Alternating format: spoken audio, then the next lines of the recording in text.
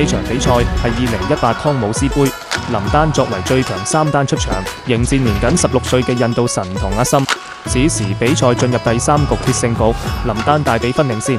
喺度用臨時太極不斷打磨對手體能與心態。面對對手下壓，林丹手腕輕抖放網，面對網前優勢，林丹選擇將球打回對手手上。此時解講已睇出林丹係想俾年輕球員上私教課，先嚟一個高遠球，在網前寫意斜線調動，見對方已經完全被動，林丹打得更瀟灑，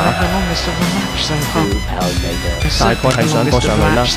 林丹突然加速，連續2個網前踢掉，要榨乾阿森最後一絲體力。最後阿森雖然如約將球救起，卻也只能俾林丹貢獻一個名場面。